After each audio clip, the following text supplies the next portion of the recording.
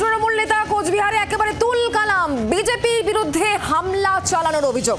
গ্রেফতার বিজেপি বিধায়কের ছেলে এবং ড্রাইভার। নেতাকে গুলির প্রতিবাদে টায়ার জ্বালিয়ে বিক্ষোভ তৃণমূলের।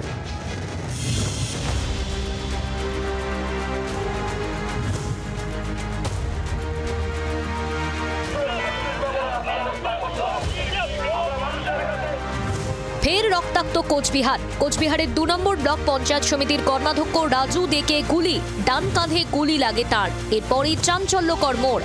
গ্রেফতার কোচবিহার উত্তরের বিজেপি বিধায়ক সুকুমার রায়ের ছোট ছেলে দীপঙ্কর রায় ও তাঁর গাড়ির চালক উত্তম গুপ্ত।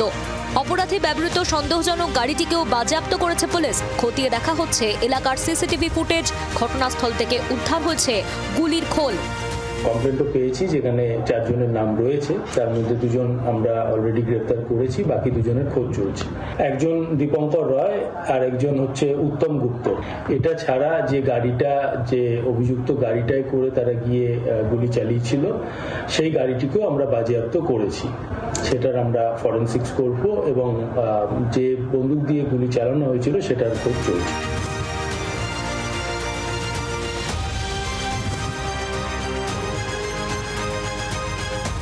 বৃহস্পতিবার রাতে ঝিনাইডাঙ্গায় তৃণমূল নেতা রাজুকে লক্ষ্য করে গুলি চলে। কালো রঙের গাড়ি করে দুষ্কৃতীরা এসে তাকে লক্ষ্য করে গুলি চালায়। বর্তমানে কোচবিহারের বেসরকারি হাসপাতালে চিকিৎসাধীন আহত তৃণমূল নেতা। আমাদের উত্তর কেন্দ্রের বিধায়ক যিনি রয়েছেন, তিনি কোনোদিনই যাননি বা কোনো কাজকর্মের বিষয় নিয়ে বা 100 মিটার রাস্তার উদ্বোধন নিয়েও তিনি যাননি। সাধারণ মানুষ তাদেরকে অবরোধ করে এবং তাদেরকে গ্রামে আটকে দেয়। আমরাও সেই জায়গায় যাই এবং সেই গাড়িটাতে করেই কালকে কিন্তু হামলা করা হয় এবং তার ছেলেও অ্যারেস্ট হয়েছে। এই ঘটনার পেছনে সম্পূর্ণভাবে দায়ী কোচবিহার উত্তর বিধানসভার বিজেপি বিধায়ক সুকুমার রায়। তার নির্দেশে তার ছেলে এবং একদল বিজেপি আশ্রিত দুষ্কৃতী গাড়িতে চেপে এসে রাজু উপর এই আক্রমণ শানায়। সুকুমার রায় নাকি নাম, তার গাড়ি ব্যবহার করে তার ছেলে ব্যবহার করেছে এবং গুলি করেছে। অ্যারেস্ট হয়েছে, সকলে দেখেছেন, প্রত্যক্ষদর্শীরা রয়েছে। তাহলে কি বুঝবো কি সুকুমার রায় কি তৃণমূল কংগ্রেসে চলে এসে, না ওর ছেলে তৃণমূল কংগ্রেসে এসে? তাহলে এইটা হচ্ছে অস্বীকার করা, তারা পালিয়ে যাওয়ার চেষ্টা। যদিও সব অভিযোগ অস্বীকার করেছে গেরুয়া শিবির।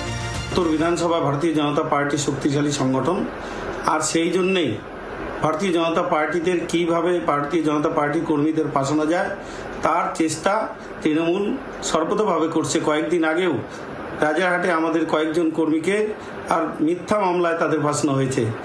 আজকেও আবার এই ফাঁসানোর জন্যে বিভিন্ন ধরনের তারা চেষ্টা করছে। তৃণমূল নেতার উপর হামলার প্রতিবাদে শুক্রবার কোচবিহারের চকচকা চেকপোস্ট সংলগ্ন এলাকায় টায়ার জ্বালিয়ে পথ অবরোধ করে বিক্ষোভ দেখান তৃণমূল কর্মী সমর্থকরা। দেবজ্যোতি কাহালির রিপোর্ট, জি 24 ঘন্টা। বাংলার আওয়াজ, বাঙালির আবেগ, জি 24 ঘন্টা।